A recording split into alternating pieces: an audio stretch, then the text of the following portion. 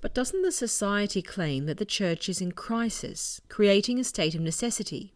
When you look at the doctrinal and moral and liturgical aberrations going on, surely we are in crisis. If these are the markers for crisis, then throughout her history, the Church has always been in crisis. It's true, Canon 1323.4 does give reason of necessity as one of the conditions justifying the breaking of Church law. Archbishop Lefebvre declared in 1988, looking at what he saw as the Church in crisis, that he felt himself to be in a situation of necessity. He was convinced that his schismatic act was, quote, obeying the call of God, end quote. Let's be real. Archbishop Lefebvre imagined a situation in the Church far worse than it was, and he wouldn't submit his judgment to the correction of the Church. However, in 1996, the Church repeated her judgment on the Archbishop's Consecrations. Quote, there is never a necessity to ordain bishops contrary to the will of the Roman Pontiff, end quote. Remember, the Pope didn't just remain silent in this case, he said no. The SSPX consecrations were therefore contrary to his will. And why is the Pope's positive approval necessary?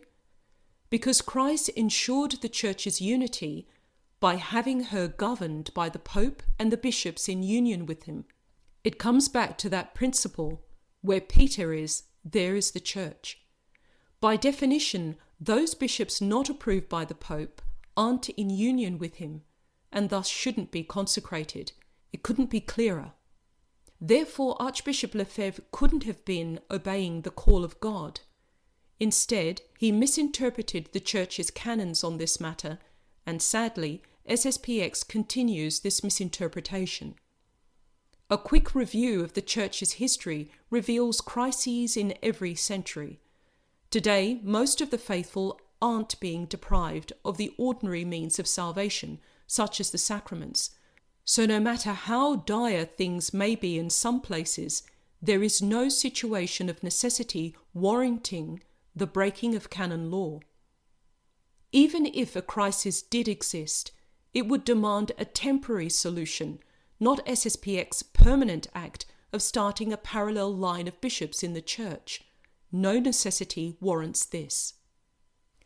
But then SSPX claim they're not really schismatic because their bishops aren't claiming jurisdiction or certain territory. The Church teaches that only papally approved bishops are in union with her, with and under the Pope. SSPX denies setting up a parallel line of bishops because, so they claim, when episcopal consecrations are not accompanied by, quote, schismatic intent or the conferral of jurisdiction, they do not constitute a break with the communion of the Church, end quote.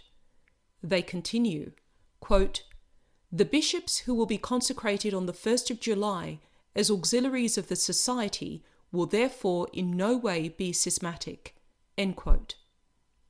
The facts are, firstly, schism, as the Catechism states, is a refusal to submit to the Pope.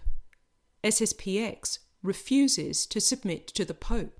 Secondly, regarding the conferral of jurisdiction, this phrase means the giving of governing powers to a bishop to shepherd his diocese. Vatican II explains that a bishop's jurisdictional powers are automatically given with consecration. SSPX tries to isolate these governing powers and assert that since they're not touching them, they're not taking them without permission. But they are. SSPX bishops are working without permission in the dioceses of bishops who are in union with the Church. This looks very much like taking over at least some of those bishops' jurisdictional powers. Jurisdictional powers are given automatically as part of the episcopal deal. That's why by the time a man reaches episcopal consecration, he has to have been approved by the Pope. But SSPX just wants to work for souls. Isn't this papal approval requirement just petty bureaucracy? No, The Pope's permission isn't just paperwork. The pontifical mandate, as it is called, safeguards our Catholic faith and the real well-being of souls by making sure that bishops are in union with the Pope in their teaching and governance. As we have seen, the Pope has no such assurance from the Society's bishops. This is why in 1988, St. John Paul II pleaded with SSPX followers to fulfill the grave duty of remaining united to the Vicar of Christ in the unity of the Catholic Church and of ceasing their support in any way for the Society." End quote. That plea remains, because where Peter is, there is the Church.